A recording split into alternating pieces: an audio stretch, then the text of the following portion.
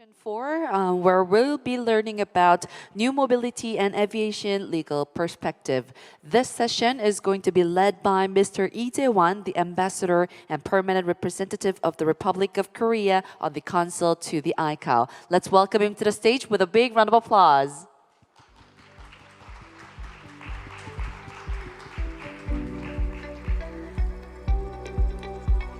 And now let me introduce to you the speakers who will be joining the session. First of all, let's welcome to the stage Mr. Choi Seung-wook, the Director of Urban Air Mobility Division at MOLIT. Welcome.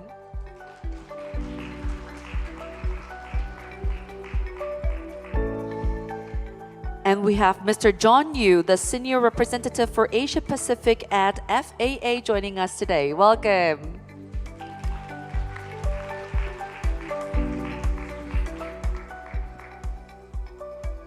And moving on, I would like to invite to the stage Mr. Kim Jong-il, the Vice President of Global Solution UAM Business at SK Telecom. Let's welcome him with a big round of applause.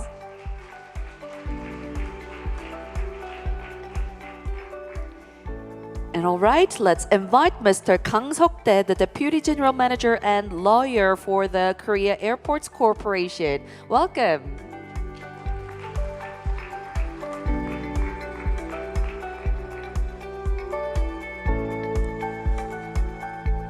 Yes, thank you very much, all the gentlemen, for joining us for the fourth session. And now I'm going to leave it up to our moderator, Ambassador Lee Jae-won, to lead the session. Good morning. 자, 안녕하세요. I am Good morning. Council. I'm happy to see you today, and especially I have to see some young generation who are very interested in some aviation from the legal perspective. I'm so honored to moderate this issue to discuss new mobility, emerging but very critical issue for all today.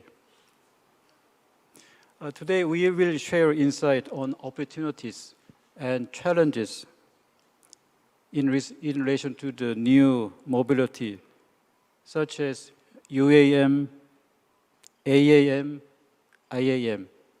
I will use the terms interchangeably. I know that UAM is a subset of AAM, Advanced Air Mobility, IAM, Innovative Advanced Mobility, Air Mobility. Recent technological innovation of eVTOL, electric vertical takeoff and land, has made it possible for aircraft to fly without carbon emissions and with lowered noise. It really stimulates aviation industry for new mobility as innovative mode of transport for people and goods.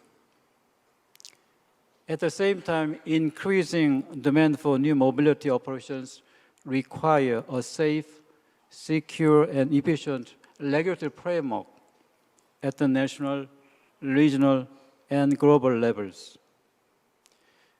Major legal challenges we face today are about how to classify these new mode of aircraft, whether or how to integrate its aviation operations into non-segregated airspace and current airdromes and ATM, and how to apply safety measures like airworthiness and personnel licensing. I hope today's discussion will help us understanding these legal challenges we face today. And I think the time is very limited. We are given some 100 minutes. So without further, I want to turn into our main issues. So today we have 4 presenters on this issue. Our first speaker is Mr. Choi Seung-wook, Director for Urban Air Mobility Division of MOLIT, Republic of Korea. He will share Korea's journey toward a new era within urban air mobility, UAM, and way forward. May I suggest welcome Mr. Chair with applause, and the floor is yours.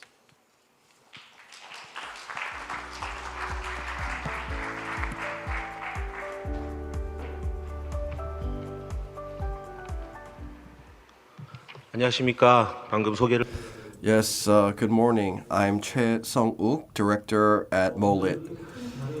First of all, I am very honored to be able to give this presentation at this event, this meaningful event. And I'm going to talk about what Korea is doing to prepare for the era of UAM. What kind of institutional and legal preparations are being made by Korea for UAM is the focus of my presentation.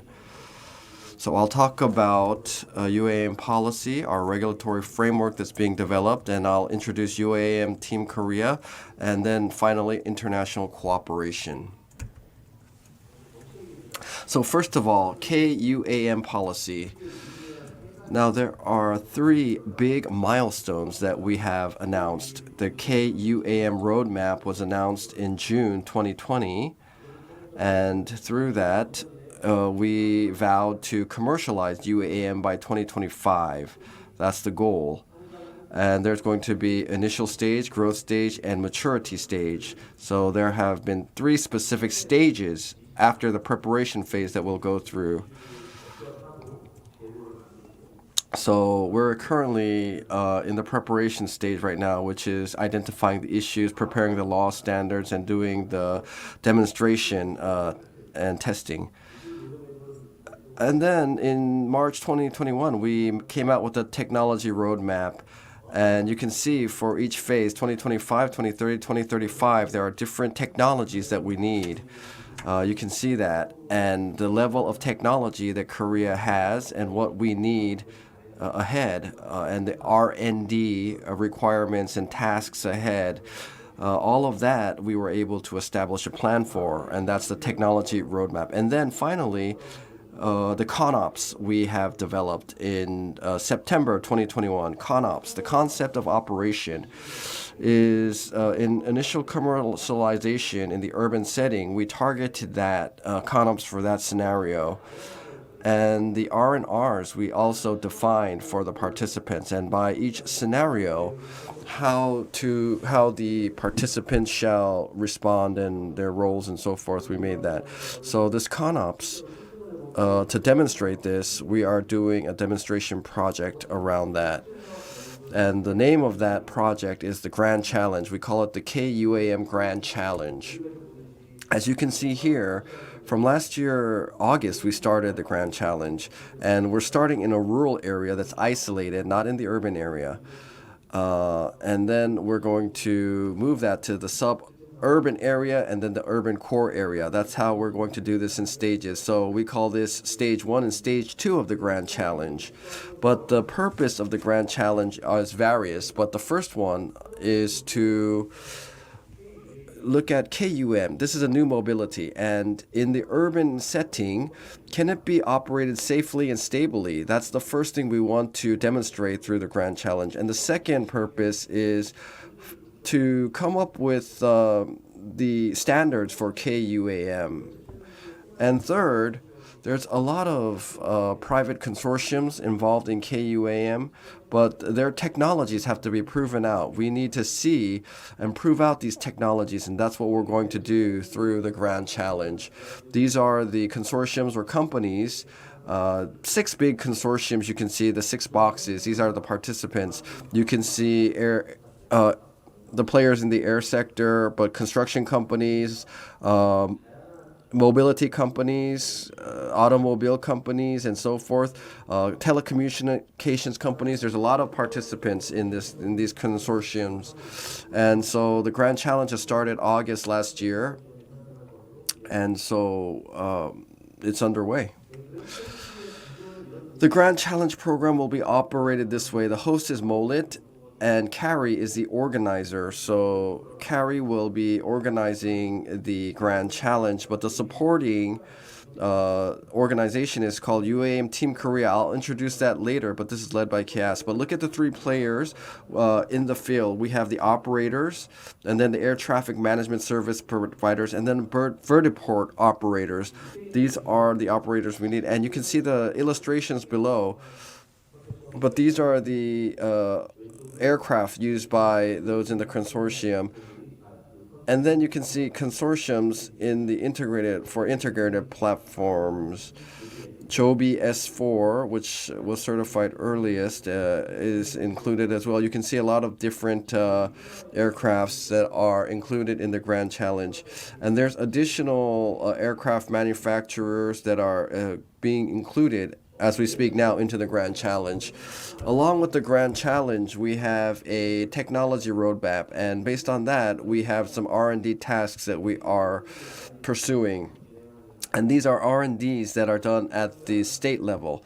So the first one is for 2025 commercialization. With the results of the Grand Challenge, we want to use the first R&D task with commercialization. So it's a virtual integrated operation platform program for UAM. And so the UAM program players can stably and safely operate UAM. That's the R&D that we're doing there. The second R&D task is in initial stage CNSI. We want to see if this can safely be operated. So that's a surveillance system for that. The first R&D task is by CARI and NASA. They have a grand challenge and a national campaign that they're doing, demonstration projects, and their data values and their results are being shared.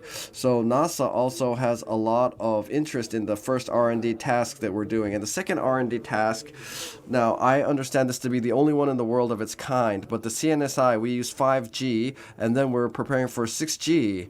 So that's what we're doing. And then the third R&D task, we're going to start that this year, but the UAM 3 stages of development, I told you, but in the growth, after 2030, the growth stage, we need this vertiport certification and operation certification. So from 2024 to 2026, we will be doing this R&D task, the third one, that is.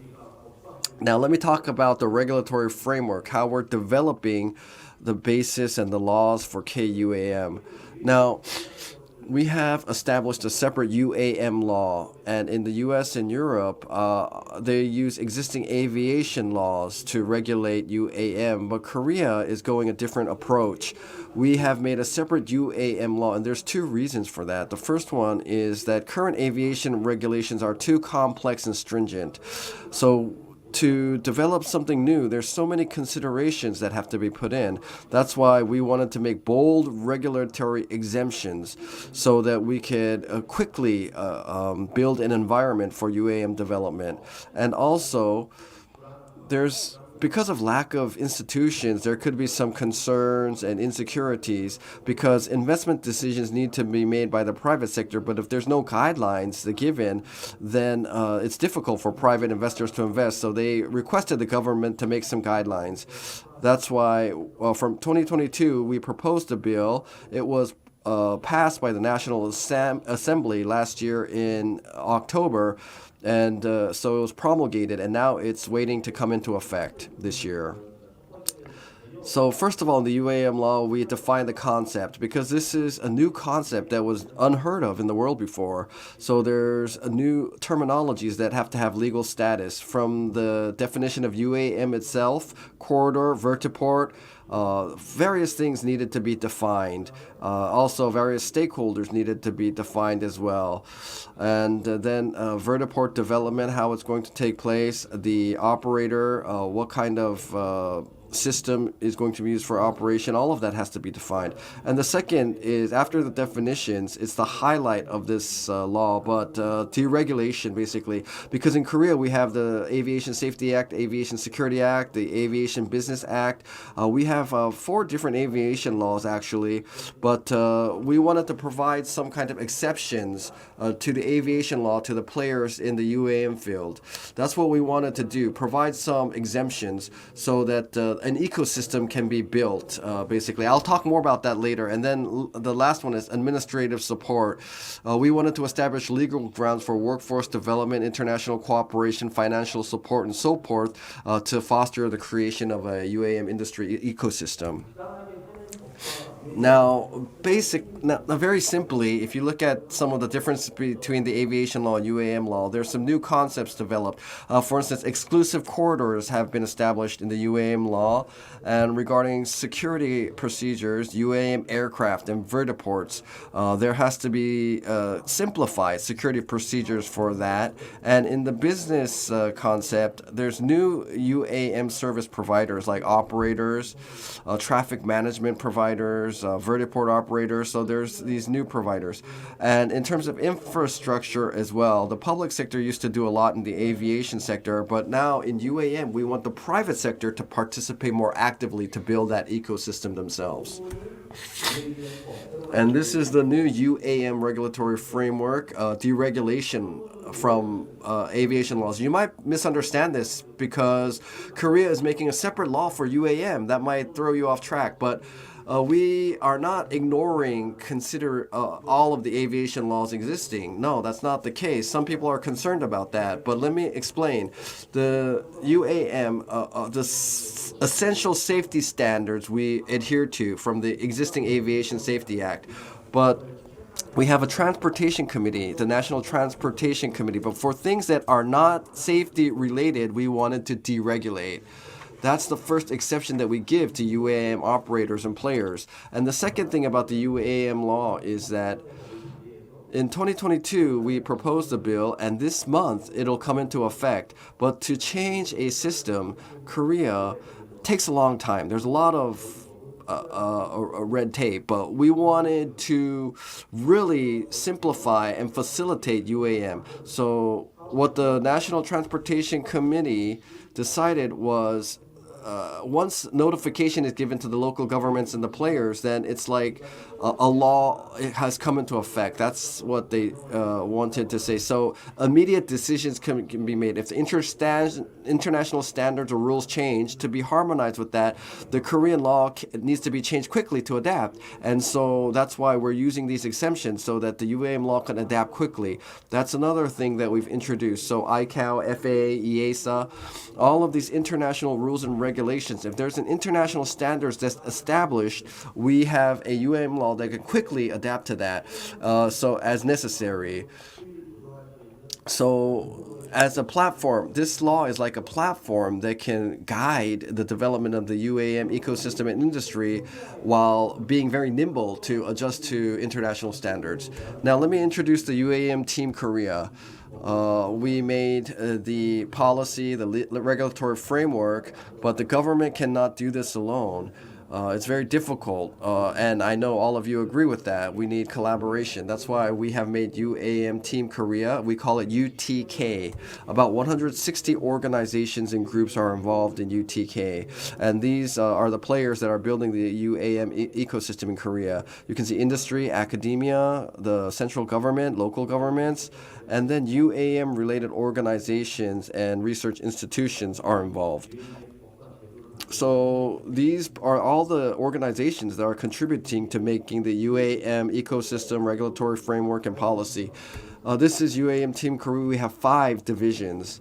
So from the UAM Policy Division, Operating Division, and eVTOL, Infrastructure Division, Traffic Management Division, and Additional Services Division. And under that, we have like 2 or 3 working groups under that that will do working level work, and then we have supporting academia, research institutes as well to make specific rules and standards.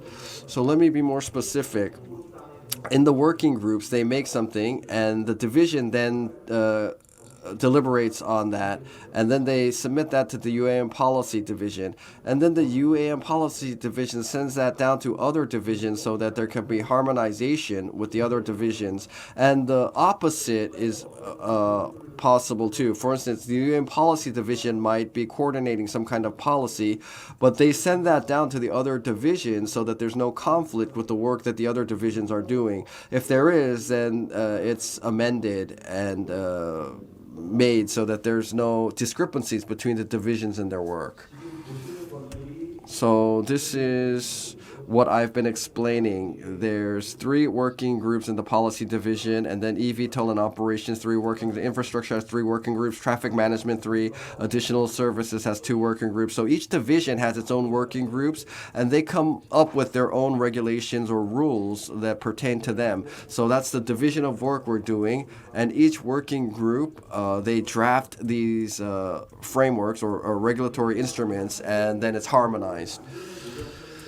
And another thing that's very important, besides our own work, we're having this seminar today, but international cooperation is very important. There's a lot of work being done by FAA and EASA as well, and trying to harmonize with these rules and regulations and trying to make international reasonable standards is very important. So that's why for us, international cooperation is also very important.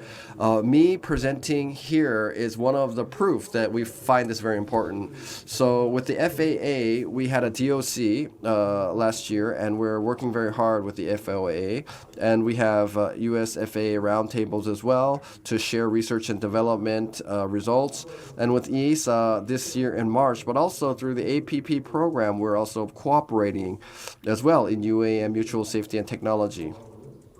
And with ICAO, we have a study group. KOKA is doing that in the study group, leading that and supporting. But we're participating from last year, May, in the ICAO AM study group. And so also in the ICAO symposium, the MOLIT is also participating. So as we do our demonstration projects and the UTK activities, how we're developing all our things, we're going to present there in September. So with that, I'd like to conclude my presentation. Thank you very much. Thank you so much for your comprehensive presentation. I think that it is very helpful for us to understand the basic policy and legal perspective of Korea, how we Korea some looking for the future, the aviation, some world aviation policy. Especially, I think that the KUM Grand Challenge Program and recent adoption of UAM Act for Korea and composition of UN Team Korea is also very noteworthy for us to understand. I think that that will be very helpful for us to, ICAO, prepare for AAM Symposium September in Montreal. To save time, we will have a Q&A session after all presentation will be done. And the next speaker is Mr. John Yu, Senior Representative for Asia Pacific, Federal Aviation Administration, FAA USA. He will deliver how FAA is safely integrating advanced air mobility, AAM, into their national airspace system. And Mr. Yu, the floor is yours.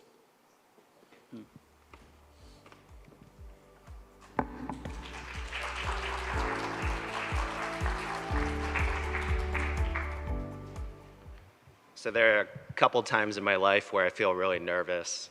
I think the first might have been my first date with my wife. And then the second might be when I'm in a room full of lawyers who are not on my side, but on the other side. So it went well with my wife, who, by the way, is a lawyer.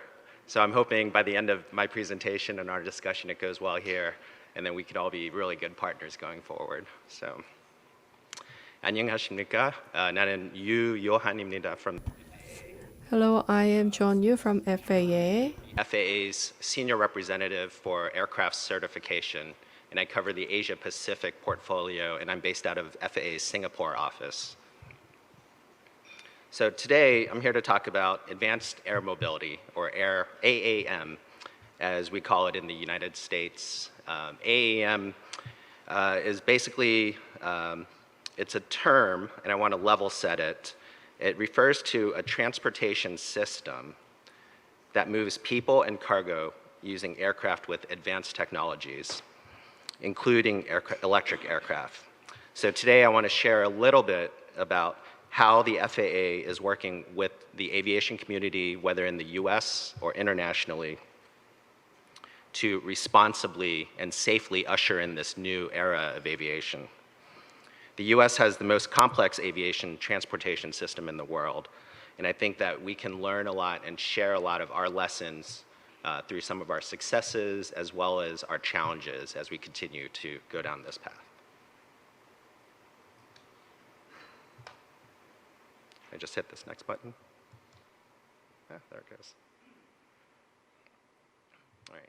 So I just want to tell you a little story that kind of underpins this whole discussion. So when I first moved to Singapore, it was kind of at the tail end of COVID. So, people were masking up and people were very careful, coming out of a few years of a very difficult time in the globe. And I saw this boy going to school and he was riding a bicycle. He was wearing a mask, but he didn't have a helmet on. All right, so it kind of raises the question, what is the risk that he is mitigating, right? I think for 3 years, right, he's told mask up, stay away from COVID. But, he kind of forgot the lesson. If you fall off your bike, that's probably a little more dangerous in that situation, right? So I think that kind of underpins this whole exercise that we're all going through across all the member states as we work to enable AAM. Is we have a lot of hard-earned lessons from our past history in aviation that have been, earned, through many serious accidents, safety incidents, and we need to remember those lessons from the past while safely balancing, allowing the innovation to occur and making sure that we're mitigating the right risk. I think that boy, that's something, he's reacting to what his environment showed him, right? The last few years, everyone tells you to wear a mask, you wear a mask, but you got to remember to put that helmet on as well. So collectively, we need to decide how we're going to handle risk across all of our countries so that we can enable these new technologies, and we have to find that right balance between innovation and safety. Should the AAM companies' current plans play out, right now, the FAA is positioning to issue our first AAM type certificate in 2025. Analysts currently predict that the market for AAM will grow to about $30 billion by the end of this decade. On the screen, you'll see some images of some of the partnerships that are occurring within this space across existing operators as well as new entrants into this AAM space. So they're working with established carriers, making sure that they learn their lessons as they operate and carry passengers for revenue or carry cargo, and trying to learn from all these lessons as they innovate and bring this disruptive technology. Their business models currently include transporting anywhere from 1 to 4 passengers between airports, central business districts, or cargo between small markets and different transportation hubs. And currently, while most operators plan to start with a piloted aircraft shuttling people and packages, they also envision shifting to autonomous operations, maybe even by the end of this decade as the technology continues to mature. This wave of innovation creates a tremendous demand on government resources, whether it's in the FAA or in other countries. And I want to share in the FAA, we're trying to tackle that through a concerted effort that we call Innovate 2028. That requires us to take kind of a whole, all-of-government approach to addressing this. This is, as Mr. Che just presented, Korea is taking a similar approach, making sure they connect public-private partnerships, bringing industry, government, academia together to address this situation. This is happening in Japan as they're preparing for the Osaka Kansai World Expo next year as well. In the United States, we need to look not only at the federal safety and security aspects of this, but we also have to involve our local, state, and tribal governments because they have a significant part to play in the development of vertiports or other landing sites, as well as even the infrastructure that gets into charging, fire protection, security issues with police, and transportation networks in their communities. There's a lot to read on this slide, so I'm going to hit on a few things. This talks about some of our key enablers that the FAA is addressing to bring in this new technology into the national airspace system. First, we want to ensure that we're using maximum flexibility within the existing regulatory framework. In the United States, we feel that we can use the current aviation safety framework to enable these new technologies, and we use them through special conditions or exemptions that we can apply based on the designs and the operations that these companies are presenting. So to that end, we do realize that we do need to modify certain aspects of the framework and continue to evolve it. So we're approaching that with a staggered rhythm. So first, the FAA has designated our Office of Next Gen to be our primary point of contact and focal point for AAM planning and portfolio management. In May of 2023, we issued 2.0 version of our UAM concept of operations, which provides a framework of operations based on anticipated levels of maturity in the space. And just in case it's not clear, UAM, we consider that a subset of AAM that focuses on operations in major metropolitan cities. In rulemaking, the FAA is currently working on a special federal aviation regulation, or an SFAR as you may have heard it, which proposes a temporary 10-year regulation to address powered lift aircraft operations. So we have a notice of proposed rulemaking that went out in the Federal Register in June of 2023. And we are currently dispositioning those comments, and we're currently on pace to release that rule by the end of this calendar year. What that temporary regulation allows us to do is continue to bring in public comment as well as engagement with industry in a very formal manner so that they can take ownership, take part of our regulatory rulemaking process. In July of 23, we released a broader plan called the AAM Implementation Plan, which guides the initial entry into service. And we are also currently working very closely with our Department of Defense and NASA on aircraft integration into airspace, as well as through White House-led working groups, interagency working groups, and industry working groups to conduct research on vertiports, as well as simulators and field testing to support the development of performance-based regulations. And lastly, our Office of Airports, in the fall of 22, they released an engineering brief 105, which contains interim design standards for vertiports. And these standards can be used to design new vertiports or modify existing helipads and airports to accommodate AAM aircraft. So this is just a starting point. There's a lot of work that goes in behind this, but this is our roadmap that we're going to continue to evolve as the technology, as the industry, as governments mature. I'm not going to get into too many of the specifics because I want to remember our time limit here, but I'm going to kind of, these slides will be distributed so you can start to read through, but I'm just going to take a look at some of the areas in a little bit more detail. So on aircraft, we're continuing to evolve our criteria as we learn about these designs. So you may have already seen we published our final airworthiness criteria for the Joby S4 recently, just a few weeks ago. That is going to be kind of the basis for our policy on how we're going to address aircraft going forward. And we're working on generalized airworthiness standards that will apply across other manufacturers as well.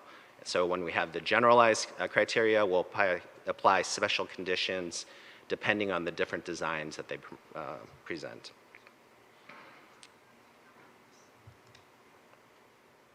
Powered lift, I talked about this earlier. I won't go into the detail again, but I think one interesting aspect, just so you know some of what we're looking at, in 1938, regulations have required dual controls for training of airplanes or aircraft, right? A lot of the new designs for AAM consist of single controls. There aren't any eVTOL pilots that are currently in the market right now, so that creates a unique challenge for us that we need to address. Do companies need to develop trainers with dual controls, or are there some other new and novel ways through simulation or other combinations that companies might be able to safely demonstrate that they can train the next generation of pilots and crews that are going to operate these aircraft? On the infrastructure front, the majority of manufacturers and operators right now, what they're planning to do is leverage the existing framework, right? So there are existing helipads, existing spaces in airports. So we're not looking at construction of vertiports just yet. Many of those design activities are well underway, so I don't want to make it seem like nothing's happening in that space. But the fastest route to entry into service was to leverage our existing framework, right? These are essentially kind of like air taxi helicopters in a way, just with different propulsion systems, redundancies, and different systems. So in many ways, it's not anything new, right? So the US has a lot of experience with air taxis. We call that our Part 130, they're regulated under our Part 135 framework. So this is just another type of vehicle that goes in, and we know how to handle those, and I would presume that other countries also know how to handle these types of operations, right? So in July 2010, our Office of Airports, they had a advisory circular, 5390-3, vertiport design. They canceled that advisory circular because they didn't know what the designs for these new AAM aircraft were going to look like. As an interim measure, in September 22, we released the Engineering Brief 105 for vertiport design. So they came up with some very prescriptive interim guidance based on the models that they knew at the time, you know, Joby, Archer, Beta, and then tailored some initial standards that we can use to start enabling this industry to form. The standards that are in this engineering brief are going to be specifications and practices that the FAA will recommend to ensure that we establish an acceptable level of safety, performance, and operation in the design of new civil vertiports, and to modify existing heliports and airplane landing facilities, right? So we're looking at things like passenger onloading, offloading, what charging is going to look like, how are you going to start routing passengers over to these vertiports, and the like. Innovate 28, I mentioned this before, this is just our umbrella term, so if you hear it, in the United States, we're looking at operationalizing AAM commercially by 2028. You know, I think we're going to have some demonstrations in between. The industry is going to continue to mature, but that is our target, to have regular commercial operations, be it cargo or passengers.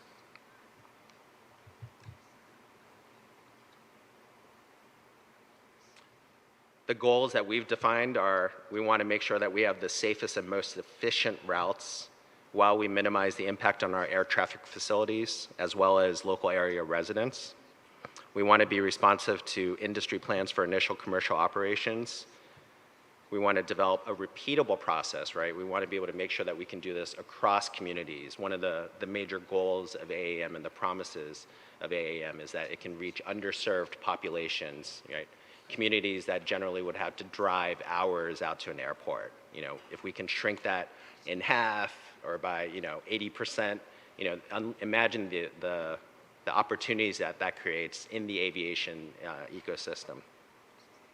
And then we want to make sure that we're building permanent, scalable, and repeatable processes and procedures and infrastructure so that we can support the continued growth of AAM operations. We're also looking, we developed an artificial intelligence roadmap to look at autonomy in AAM, and to that end, we have an autonomy working group as well. This chart's just an idea of some of the initial operations that are planned. You'll see they center around our major metropolitan areas, New York, Chicago, LA, San Francisco. You might also see Miami and Houma, Louisiana. So that one's interesting because that's looking at ship to shore. A lot of energy companies operate out in the Gulf. So these can do passenger cargo, from ship to shore. And I think that's a mission profile that might be something, I know in Southeast Asia, that's one of the areas that the companies are looking at as well. I am not going to read this slide. This is just for a takeaway. So this breaks down kind of all of the areas that we're looking at. Some that I didn't talk about, such as community engagement, cybersecurity, crew preparation. You can use this as a takeaway, and we're glad to answer questions after this. Most importantly, international cooperation, especially in forums like this one, this is where, we valued tremendously because we hear from people in other countries.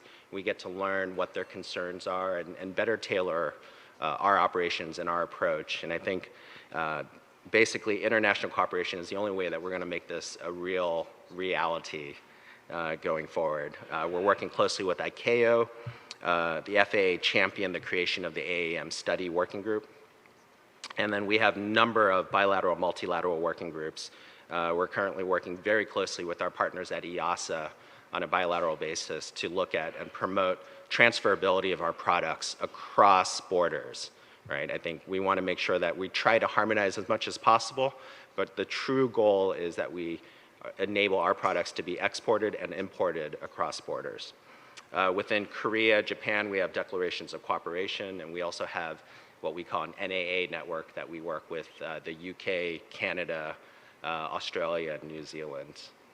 And lastly, within this region as well, we have a APAC AAM working group. This is also a picture just domestically. I think Mr. Che also had a similar slide. These are a lot of our stakeholders that we work with domestically to make sure that we understand, you know, we're not, in the US you have a very strong federal system, but you also have very strong local governments, you have unions, you have other organizations, and the more that we bring them into the fold as we develop this, the more successful we'll be as a country. So lastly, to sum up, you know, I think there's a lot of excitement when it comes to AAM. You know, this is, when we go to forums like this or other conferences with aviation, this is always a topic nowadays, and I think it's because of that promise that's really exciting.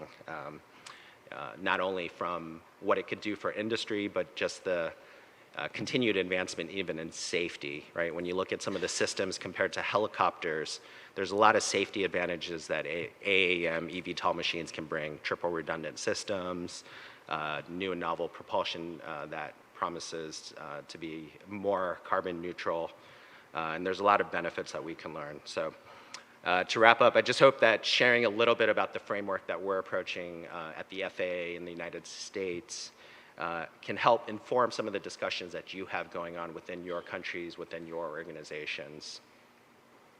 And I just want to wrap up. I think there's, you know, on the moon after Apollo 11, there was a plaque that was left up by Neil Armstrong and Buzz Aldrin, right? And that plaque says, "We came in peace for all mankind."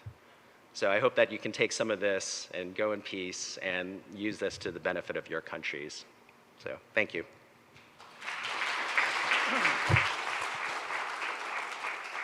Thanks so much, Mr. Yu, for your very comprehensive but compact presentation of U.S. effort to set up the new framework for AAM in your country. I found that U.S. has really taken painstaking effort to set up the legal framework. And in the name of FFA Innovate 28 program, I found how the government has tried to prepare for some AM operations in a more whole of government approach to address this issue. Thank you again for your very comprehensive presentation today. Our next speaker is Mr. Jung-il Kim, Vice President of Global Solution UAM Business, SK Telecom. He will present the new mobility market players' perspective on legal and regulatory framework. Yeah, hello.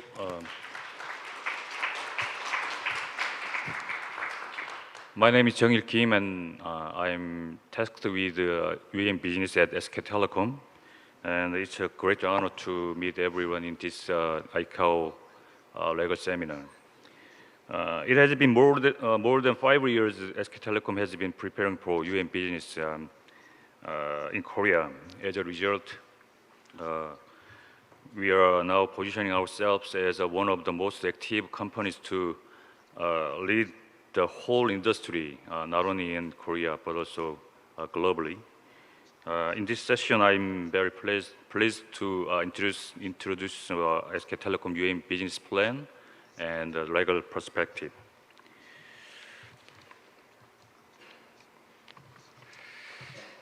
Before diving deep, I first introduce SK Group and SK Telecom. SK Group is the second largest conglomerate in Korea, which has a strong presence in the ICT and energy and semiconductor sector globally. SK Telecom plays a role as a ICT arm for SK Group and the #1 telecommunication company in Korea, along with the most advanced AI technology and telecommunication technology. Then,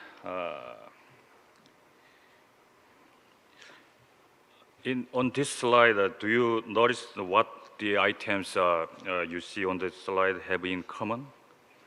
In fact, just 10 or 15 years ago, all of these technologies are considered unfeasible in the aviation industry. But thanks to various technology development we've had throughout the last decade, the aviation industry is being proliferated with eco-friendly technology and innovation. With this wave, many international organizations and countries are trying their best to conduct meaningful demonstration and trials that lead to actual commercialization of these technologies. UAM or eVTOL are one of those innovations, and eVTOL stands for electric vertical takeoff and landing aircraft is steadily being developed thanks to its outstanding characteristics, such as a low noise and eco-friendliness. It means zero carbon emission and safety and the low altitude flight, along with the battery capacity and technology development. And then it's on the verge of commercialization. Then, what is UAM? UAM stands for Urban Air Mobility, and it's also known as Advanced Air Mobility, AAM, or Regional Air Mobility, RAM, or Innovative Air Mobility, IAM, as other speakers explained. It's very new type, and it's a novel transportation that carries passenger and cargo over the urban area. Globally, we are expecting the UAM to be the game changer as a cutting-edge solution for traffic congestion and pollution in the metropolitan city. More importantly, through the use of electric-powered eVTOL, which allows, as I said, zero emission and capability of vertically takeoff landing. Then, even though I emphasize the importance of eVTOL in UAM business, but the UAM as a whole should be understood in a broader perspective. As you can see on the slide, UAM is not just focused on the eVTOL aircraft. It's a huge industry that consists of so many stakeholders, as you on this slide. First of all, there must be on the OEM, the aircraft manufacturer. One thing to note is that the OEM should not only manufacture, but also prepare for maintaining the airworthiness of the aircraft, as well as training of personnel like a pilot. Joby Aviation and Aurora Supernal, Aurora Archer, and so on could be examples of manufacturer. Next, as we cannot pilot the eVTOL by ourselves, we also need a service provider, such as the air carrier, who provides service operation, as well as traffic management for safely operating the aircraft. Then we need massive infrastructure like a vertiport, which serve as an airport for eVTOL aircraft. So it can successfully take off and land vertically. One big difference between vertiport and existing helipad is that vertiport needs to be equipped with electric charging infrastructure for the aircraft. I see a lot of government officials here.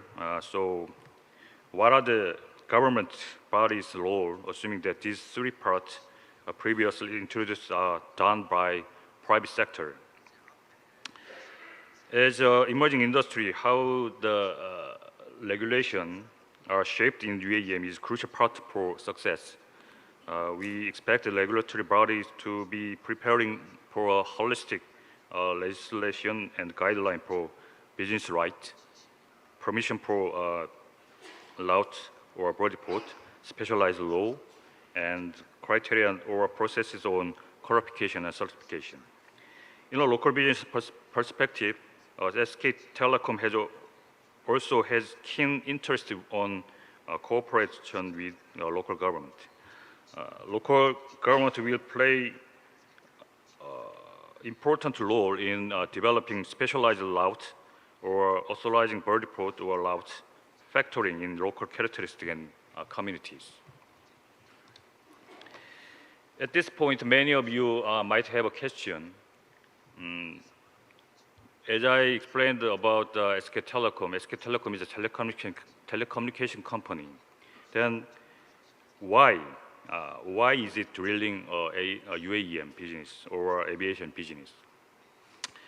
SK Telecom had the goal to transform our fundamental business or identity into AI leading company, utilizing our cutting-edge AI technology and the digital infrastructure.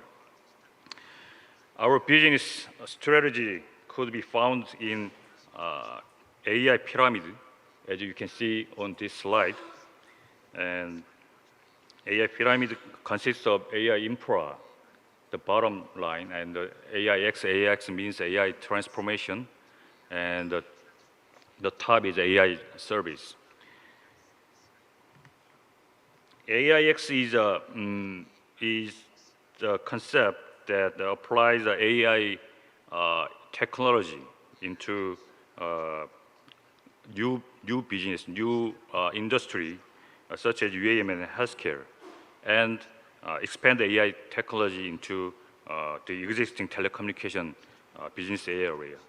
The UAM belongs to the AIX sector, and as a part of this, we are trying to transform our identity into the advanced mobility company powered by AI technology. So we, SK Telecom, see UAM business as the paramount growth engine of this. Particularly, we are preparing for UAM service that supports various functions such as ATS bus and vertiport as well as flight operation. SKT and Joby Aviation, the global number one eVTOL OEM, has developed a strong partnership preparing for the whole industry and value chain since the first strategic collaboration agreement signing in early 2022. And we believe that this performance you can see on the slide will make Joby to be the first one passing the FAA type certification process.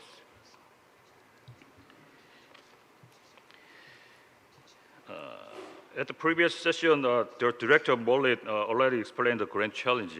I'm able to move on to the next slide.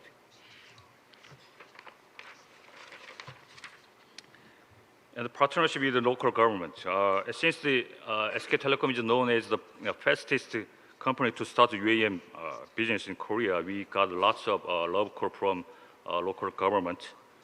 Each local government has started discussion with the SK Telecom, especially 8 regions marked in green have signed the MOU with our consortium for commercialization. Not only signing for MOU, but we are also studying on each region's environmental characteristic and is preparing for specialized routes to fit each region. Then let's deep dive into the legal perspective. Although not a legal expert, we have had a valuable opportunity to look into related standards and regulations, and have discovered some legal trends as well as the impact of international standard and country-specific regulation on the industry. Also, before conveying my opinion on legal perspective, let's go through major countries' policies, including Korea. But the director of Morley explained the Korean policy in detail before. I'm able to skip this slide. Not only Korea, but also USA and Europe and other countries are competitively introducing policies and actively supporting the technology development in business. Each country is proposing new regulation and the roadmap to suit its uniquely applied environment and the legislative process. While there are differences in nation policies, the current trend in regulation is that they are in line with the existing aviation system. Some countries can come up with an innovative solution, but we can notice that being incorporated into the existing system is important due to the fact that the aviation industry is largely based on the internationally accepted standard.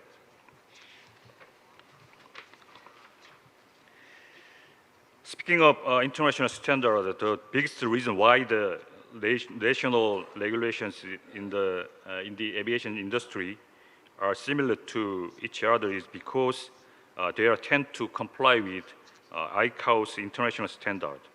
Information exchange and compliance across the border is an important concept in the aviation industry.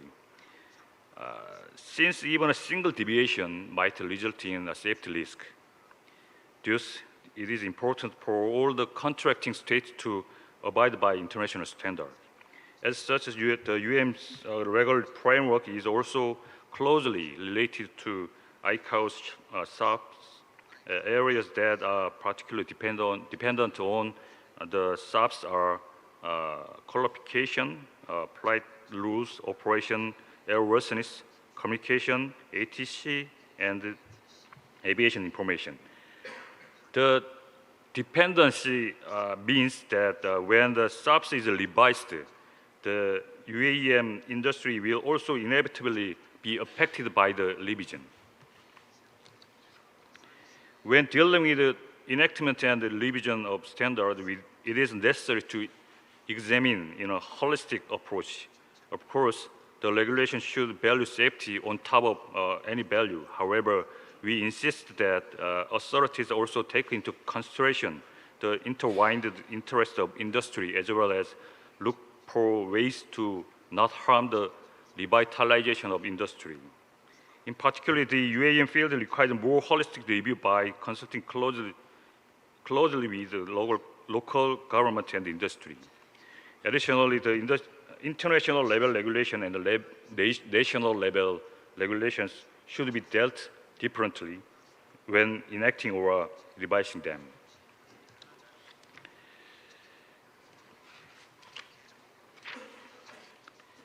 This and the next slide shows some consideration from an industry perspective.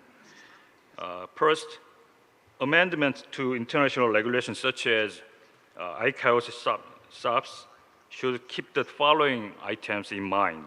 First of all, there exists an asymmetry, the level of information obtained between countries. The industrial development of each country is obviously different, and the level of participation as well as the possibility of participating in ICAO's committee or panel activities result in the different level of information a country can get following the regulatory changes. Another consideration is that different countries have a different legal system and characteristics. Countries with a hard legal system, unlike a soft legal system, require significant amount of time for reviewing or adopting a new change. There must be sufficient noticed in advance for this case. Finally, since the adoption of international standards has a profound impact on the industry as a whole, sufficient communication with various stakeholders and quantitative review of the impact of regulation should be done in advance to minimize negative impact. We understand the critical importance of international standard in the UAM industry and ask for those who participate in an international legislative process to carefully examine the national level and the industry level impact of international regulation. SKT is also always happy to discuss the diverse approach we can collectively take to enlarge the positive impact of international standards while minimizing the negative impact on industry.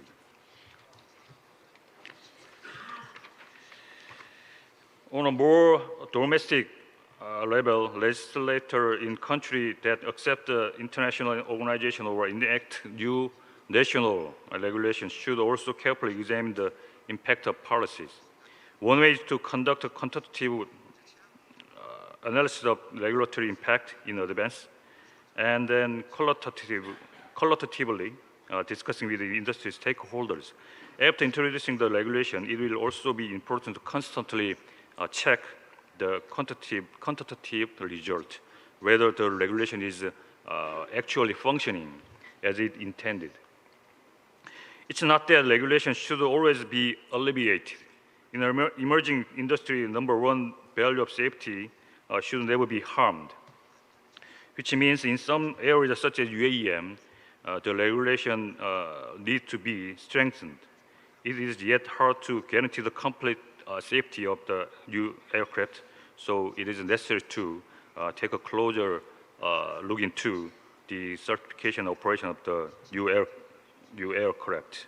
Of course, in the future, when sufficient data and verification are obtained, we will have to move toward easing the regulation.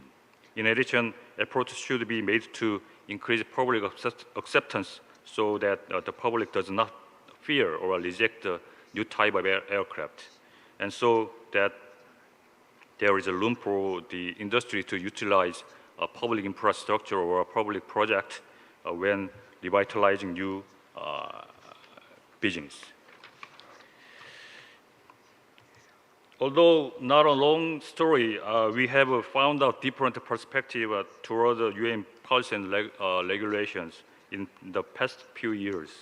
As a leading company in Korea, UM industry, SK Telecom will not only try to proliferate industry, but also look for ways to continue the business without harming safety as our top priority.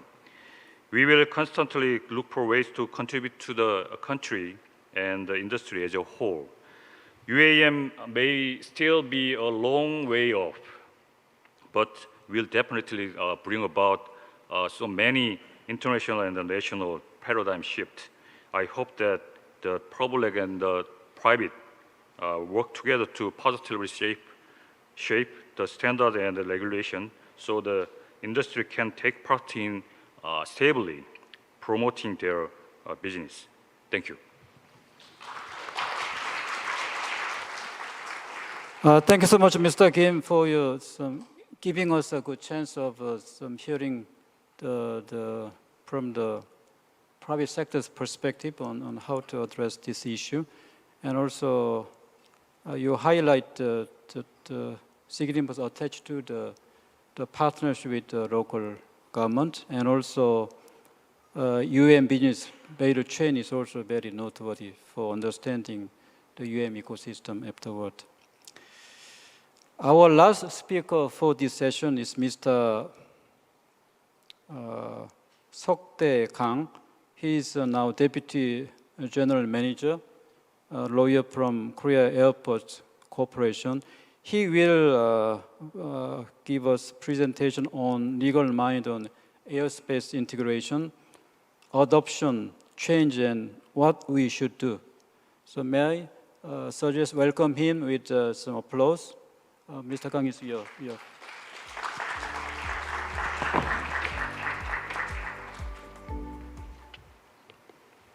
Thank you.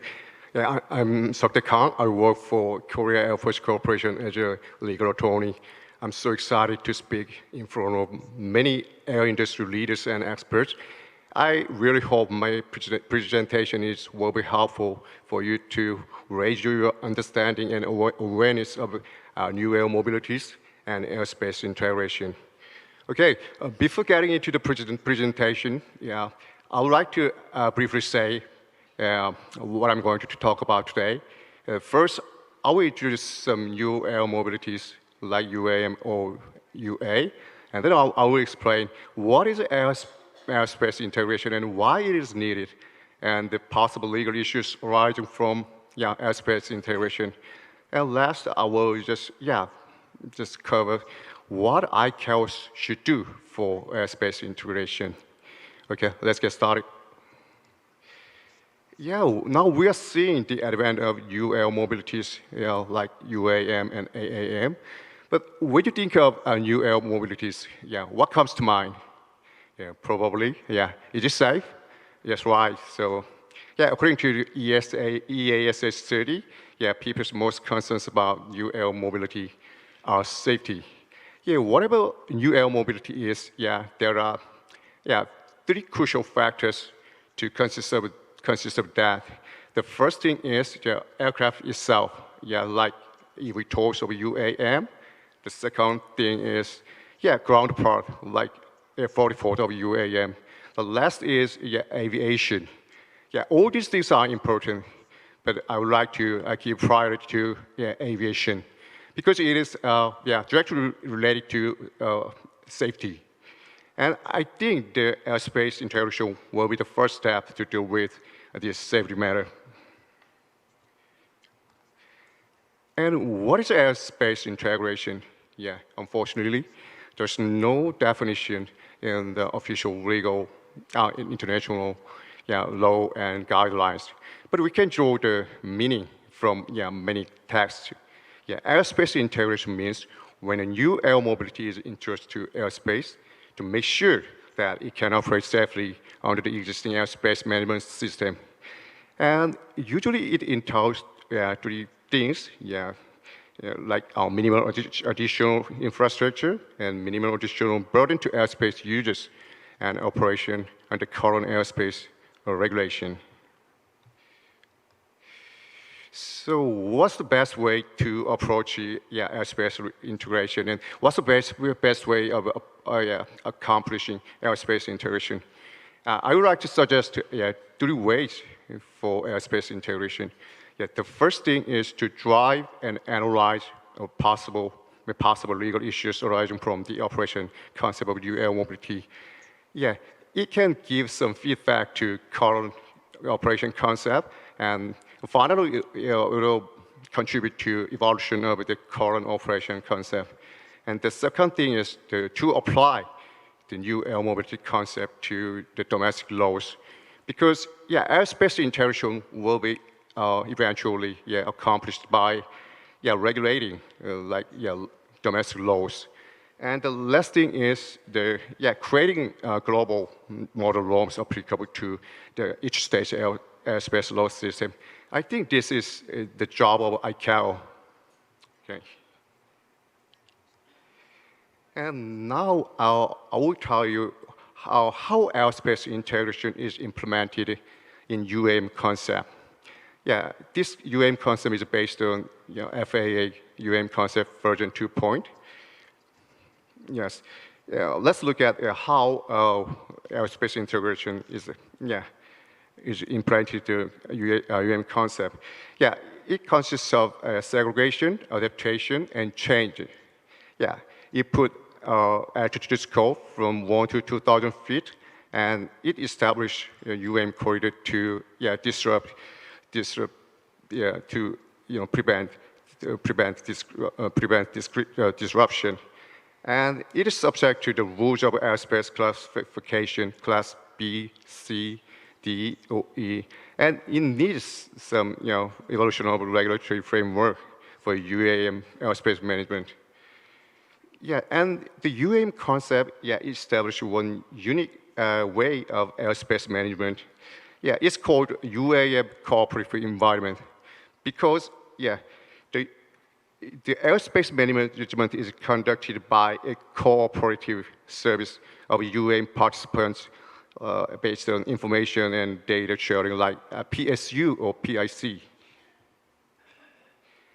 Yeah, and in more detail, yes, in UAM corridor, ATC doesn't control any doesn't provide any air traffic management. In UAM corridors, yes, yes, the airspace management, air traffic management is conducted by a cooperative management, yeah, by PIC or PSU. And now let's get into legal issues. The first legal issue is who controls UAM operation. Yeah, I think it's very easy. Yeah, probably, yeah, the UAM pilot. But I mean, in UAM corridors, yeah, many UAM operations, yeah, it will happen simultaneously. Who controls UAM operations? Yeah, as I said, yeah, in UAM corridor, ATIS does not provide air traffic service, such as a separation. So PSU just provides its UAM operator with information about other UAM operations in corridor. And UAM operators also support cooperative separation management. But there's no entity to control UAM operations directly.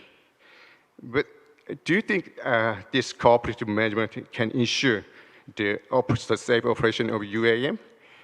I think this should be more verified through constant and repetitive verification and practices. The second legal issue is aircraft entering corridors in uncontrolled airspace. Yeah, in controlled airspace, ATC ensures separation of non-participating aircraft from the cooperative area, like UAM corridor. But what if aircraft through UAM corridors in uncontrolled airspace? Yeah, UAM pilots can be offered information from PSU about other UAM's operation based on flight intent. But yeah, small aircraft usually do not have those equipment to exchange information. I think there needs for plans for this kind of possible contingencies in uncontrolled airspace. Now, just let's look at the UAM operation in controlled airspace.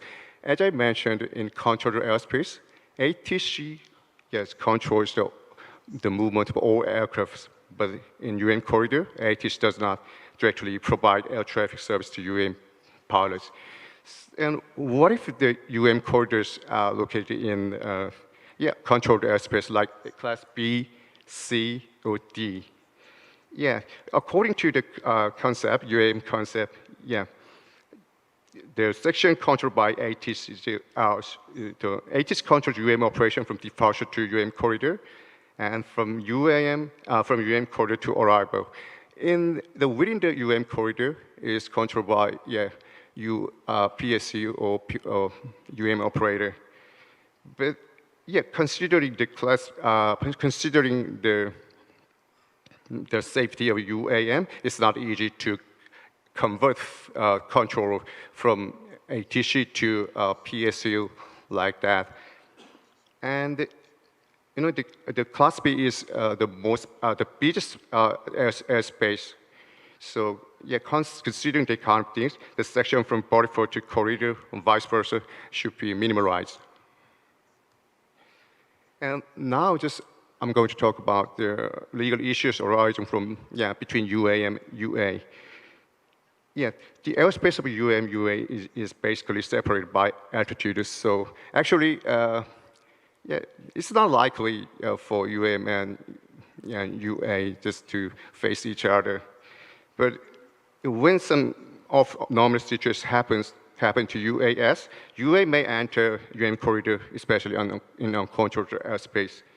According to UAM and the UTM architecture, there's no direct channels to communicate with each other and to share information and data.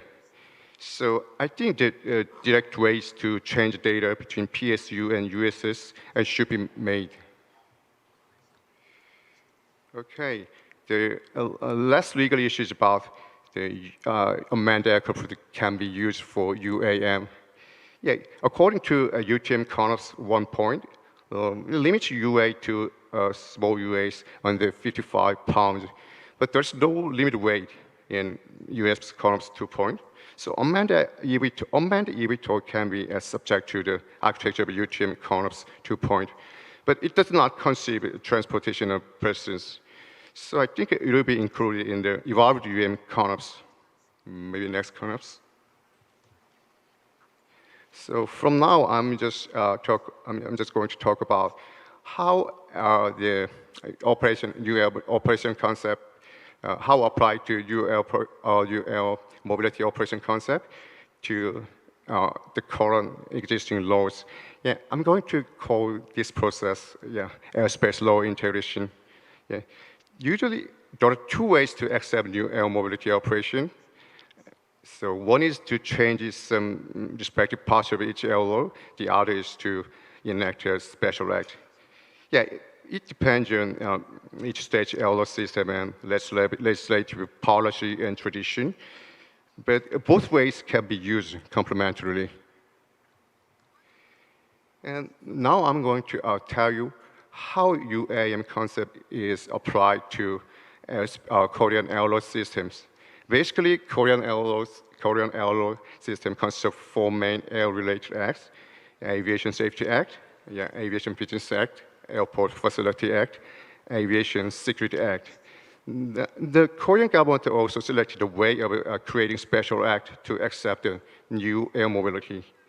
However, if both special acts do not cover the whole essential parts of the operation, the four main acts also need to be amended on some relevant parts. Let's look at airspace law integration about establishing UAM corridor. The UAM Special Act empowers the Minister of Land Transport to establish UAM corridor on the airspace of the area approved for a UAM operation. However, there are no detailed regulations on procedures of establishing UAM corridor. Yeah, basically the matters related to the establishing and managing airspace are stipulated in the Aviation Safety Act, and I think it's important to apply and interpret the acts so that both do not conflict with each other. Yeah, look at this. This is the table of classification of airspace in Korean air law. Look at the warnings airspace. Yeah, you see the ultralight vehicle flight areas. What is ultralight vehicle? Yeah, actually, yeah, Korean air law system has a unique thing about the aircraft classification. Yeah, it classifies the aircraft by weight. So in terms of unmanned aircraft, if it is more than 150 kilograms, it's unmanned aircraft. But it's under 150 kilograms. It's not unmanned aircraft. It's just ultralight vehicle. But anyway, if a UAM corridor is going to be set on some airspace, probably the Korean government will put the special use of airspace, like UAM flight areas. Yes. Now let's look at establishing PSUs in Korean airspace, Korean air law system. The UAM Special Act empowers the Ministry of Transport to designate PSU, but yeah, there are no detailed regulations on procedures of designating PSU. Yes, basically the matters related to air business are stipulated in Aviation Safety Act, and the air traffic services are subject to Aviation Safety Act. It is essential to establish the procedures on sharing information and data between ATC and PSU. And what's the role of ICAO? Yeah, the advent of new air mobility is essentially followed by new norms regulating related legal issues. Advanced air industry stage will be leading countries in creating new procedures and rules through constant and repetitive verification. Those procedures and rules will be evaluated through legal researches, and those evaluations will lead to the creation of global model norms. Yeah, ICAO should create global model norms to be applicable to the states introducing new air mobility. Uh, so now, what should we do? What should we do? So, yeah, I think as legal experts about air law, yeah, I would like to uh, finish my presentation with the following sentence. Yeah, this sentence is actually, yeah, the closing remarks of my thesis of master degree in McGill about UAM and drone laws. Yeah, the air and space law is like a large organism influencing each other, and progress promotes another progress. This is why I'm convinced that the research on Korean drone laws and UAM laws will help develop other countries' legislation and ICAO's model regulation. For the development of drone and UAM laws, this process will have to continue under each state's legal regime. Okay, thank you.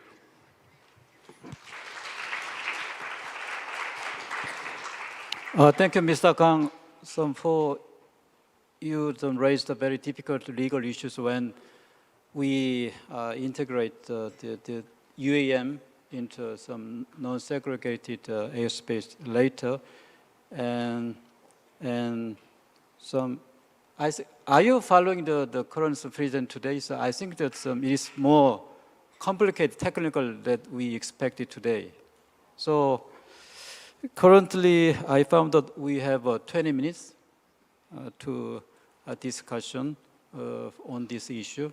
And first, I want to give some one or two questions to these speakers, and I'll open the floor for your question. First one is, it goes to the two speakers, Director Choi and Mr. Joan Yu. I found that according to UAM survey by EASA, European Union Aviation Safety Agency in 2021, overall perception of UAM is positive, with 83% of respondents having a very or rather positive attitude, some utilizing UAM service afterwards. And at the same time, many respondents consider emergency use cases not for transportation of people for the time being as most useful for society. I found that one of their main concerns is safety. As you might understand, that without safety, it's not easy for us to see the future situation, how we see some UAM flying over our head.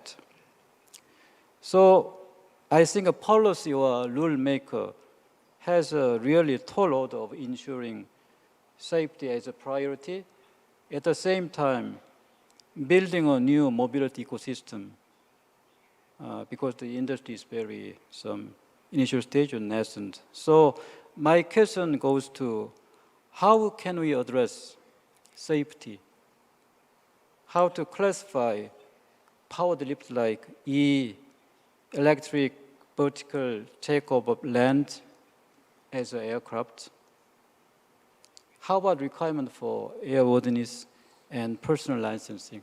So can you answer my question for two speakers, one Director Choi and Mr. Yu?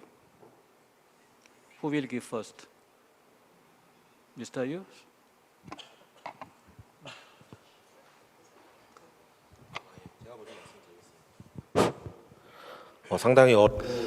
Yes, that was a very difficult question, actually.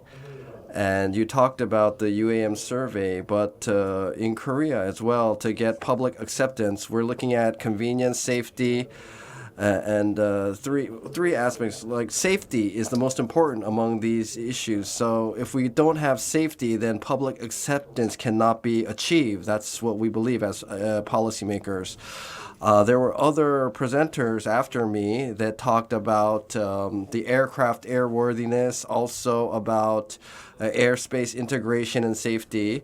Whoever does that, PSU, how to do that, airspace safety and also ground safety as well. All of that, it's things that we need to consider.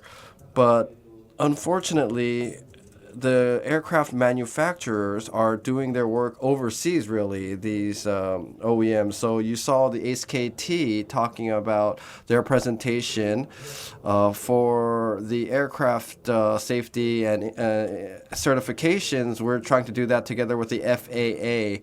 And regarding operation in the skies and on the ground, I talked about the grand challenge that we're doing, this demonstration project, but we are doing all the scenarios, proving out all the scenarios, the emergency situations as well. And only when when we're confident about that, we will launch this service. We're starting with the rural, the suburban areas, and then the urban areas. That's the 3 steps that we're going to take in the grand challenge. And each step, we have these safety rules that need to be complied with. Once we prove out these safety features and the safety effectiveness, then we move on to the next stage and continue. That's how we're going to do this grand challenge demonstration project. So regarding aircraft safety, the mechanical aircraft safety, maybe you can talk more about that.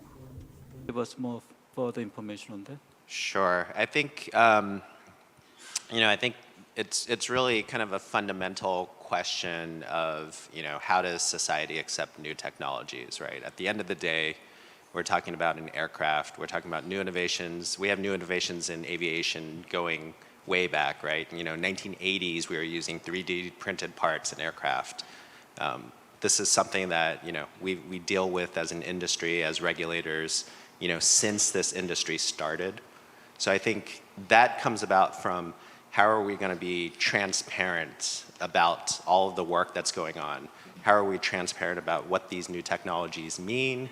What's happening within the aircraft? How are we handling, the crew training requirements, maintenance requirements, and as well as the associated infrastructure.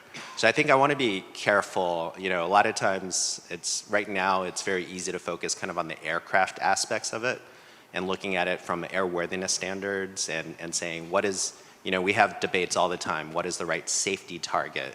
When we come at it from a probabilistic method of safety analysis. I think I'm not discounting the importance of it, but you have to look at it with respect to the entire ecosystem, right? Because everything is layers of safety. And then for the flying public, it's understanding what that looks like, right? Because they're going to start looking at how they view aviation right now, and then they're going to say, how is this different? How do I incorporate this into my life? And how is this going to impact me? And then I think we got to try to make sure that we're, working together to really make sure everyone understands the activities going on. So. Okay, because I don't have enough time, so I want to floor the open. Anybody who want to ask a question? So in that case, raise your hand.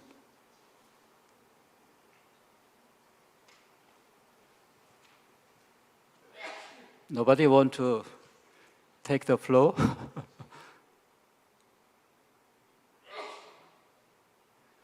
So in that case, on your behalf, I want to ask a question again to our speakers.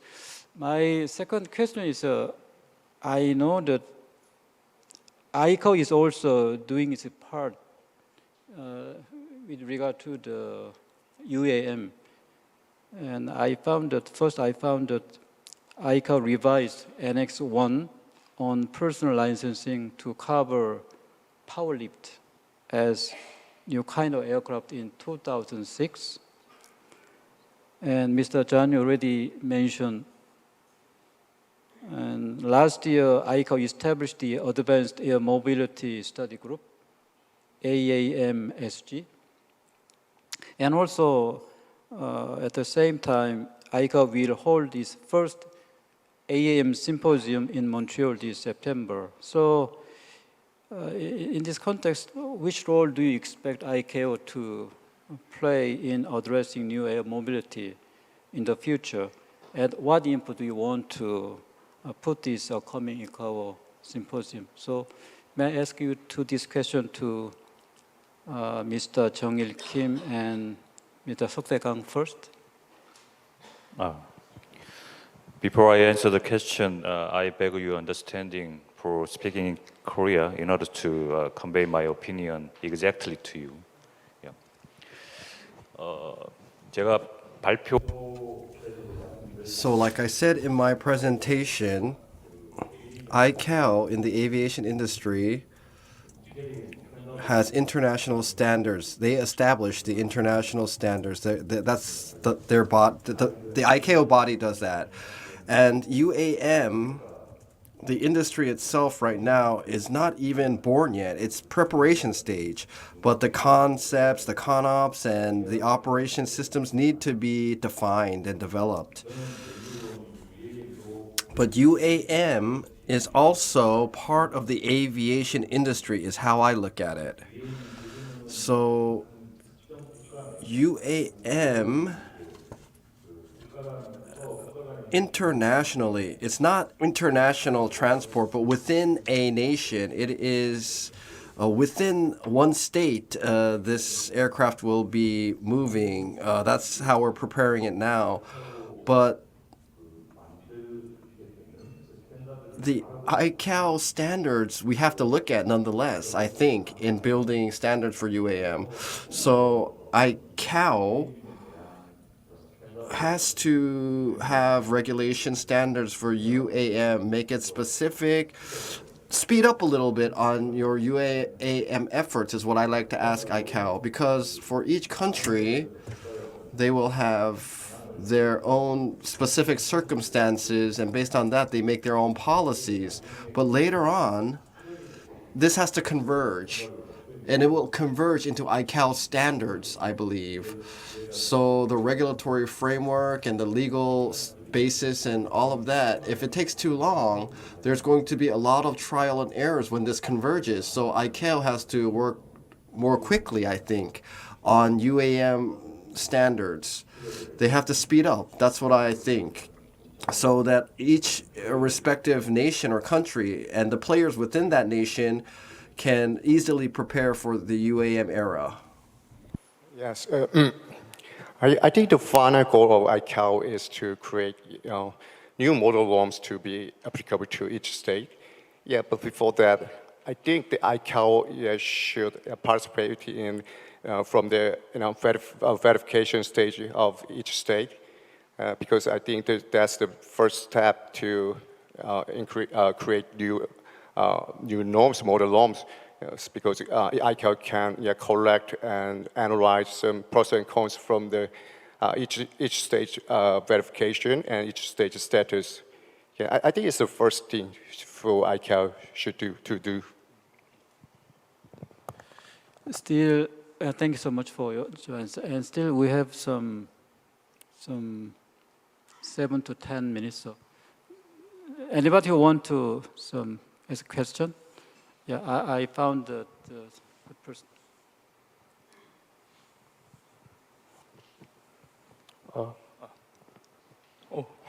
예, 안녕하십니까. Hello, I'm from Seoul Regional Airport Corporation. I'm Oh Sung-hwan. Thank you very much for your presentations. And while listening to your presentations, I had one question. So I want to ask questions to four of the speakers. So I want to know why we must make up the PSU, because Mr. Kang explained in his presentation that we have to take a look at the issues between the ATC and PSU, and then the roles of the PSU can be maybe done by the ATC under the MOLIT as existing system. So I was wondering, why do we have to make this PSU operator newly? Because I believe that it has more like public purpose. So that's why I'm asking you this question. Thank you so much. I think that Mr. Cho you can respond to such question. 우선 질문 감사드리고요. First of all, thank you very much for that question. In the beginning of commercialization, we also are concerned about the role of PSU because the public sector should manage and control, right? That's what we've been doing. But ultimately, the UAM ultimate goal, if I can put it that way, if you imagine that, then PSU is necessary, I think. For instance, until now, in legacy aviation, the number of players and the number of aircraft in the sky relatively compared to UAM ultimate goal is small. That's what I believe. So at the ultimate picture, the private sector should be able to do on-demand services, and I don't think the state can control all of that. That's my question mark. That's why PSU, I think, is necessary. So if I summarize again, in the beginning, as you understand well, through an exclusive corridor, UAM will be operating, and we provide surveillance, monitor, and then when we get to dynamic corridor, then the public systems and information the public can provide, but the private sector, within what the frame that the public sector has made, they should be able to do it freely according to market principles. And operate the system. That's what we believe. That's why the government has introduced a PSU concept. But in the initial commercialization, you might not notice this though, but in the roadmap that we have established in the second stage, in the growth stage, this issue, I think, not only Korean domestic, but overseas as well, there will be challenges around this. And whether it's necessary or not, like the person that asked the question mentioned, I think there's going to be debate about it perhaps down the road. But right now, in our roadmap, we do have PSU in mind. It's there. And our CONOPS also considers PSU, and the Grand Challenge is also considering that. So that's why there's PSU roles specifically. But in the beginning, initially, the role will be little. But when we arrive at the mature stage of UAM, then I do believe PSU would be necessary. I don't know if I answered your question well, but that's my answer. Says, can you respond to his question? Yeah, I'm not sure if I fully understand it in the correct context, but I think you're hitting on kind of the debate that's going on. You know, even in the United States, when we're looking at vertiports, you know, we're questioning what is the role of, you know, do we have temporary exclusive agreements for certain, you know, vertiport operators, or do we leave it as kind of like a public good and you know, take away sort of that kind of exclusivity. And I think really it comes down to is it depends, right? You know, I think every state, and I use that in the US, right? Even in different states within localities in the United States, we're gonna have different considerations, right? I think the most important thing, and maybe this goes back to the question about ICAO's involvement, is, you know, regulation you have to be very careful with regulation.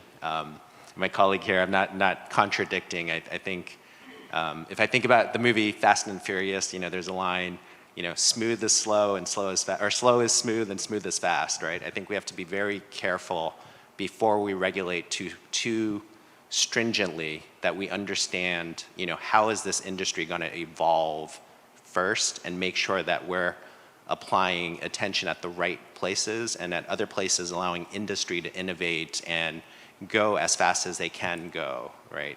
And I think that's the balance that every country is going to kind of have to decide on their own. Ms. Agim, do you want perhaps? 네, Yes, about the role of PSU, there's a lot of opinions that could be possible. And this is just personally my own personal opinion.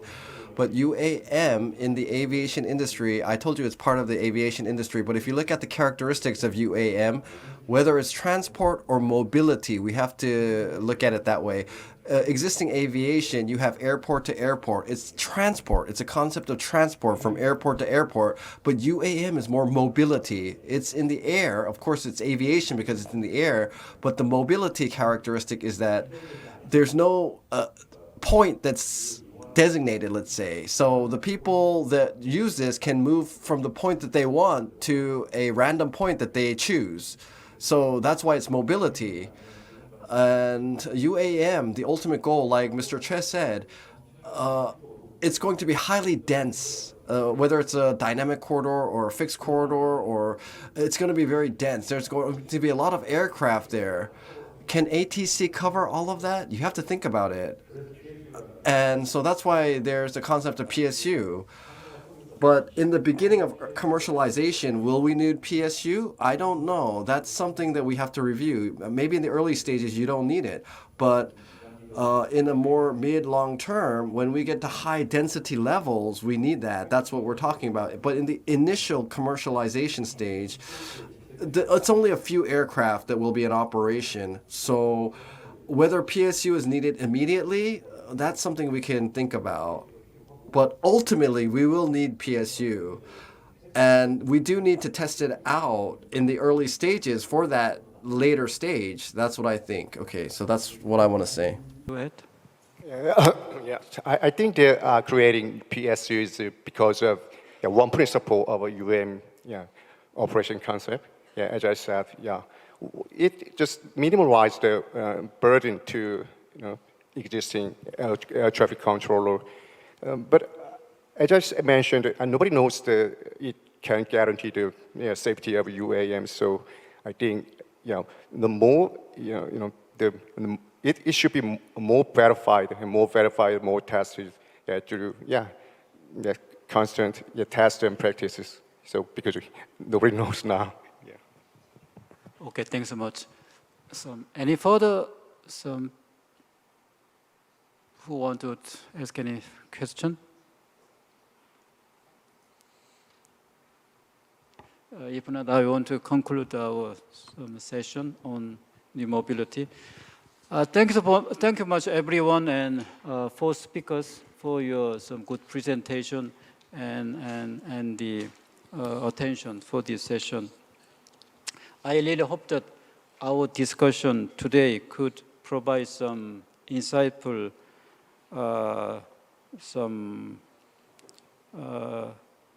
for any state or to any other institution who want to plan or implement new mobility-related innovation into existing aviation system in a more effective, safety manner. And also, I hope that our discussion today provide real good input to the ICAO AM Symposium in September in Montreal. Thank you for your attention today. Thank you.